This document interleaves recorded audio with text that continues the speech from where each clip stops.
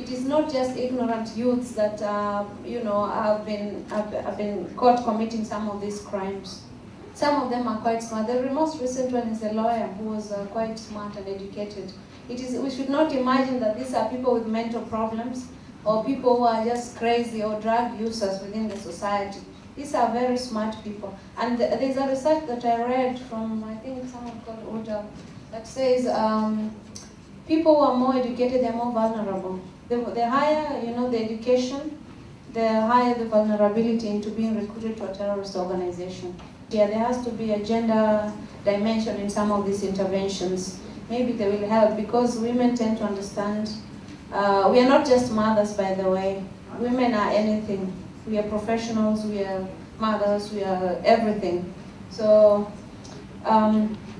their role is very important. So some of this, what I've come across is, general, where women and men are put together, or young men and women are together in some of this intervention, whether interreligious dialogue or, to talk about their grievances and how they can solve their problems. It involves all of them. And what I've seen is that most of the issues that they raise are actually similar. They cut across within, both genders. So my way forward now is that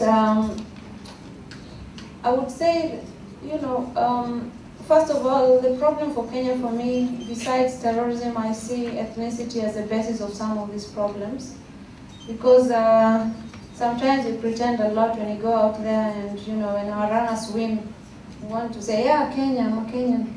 But when we come back here, it's about ethnicity. We have a lot of double standards as Kenyans here.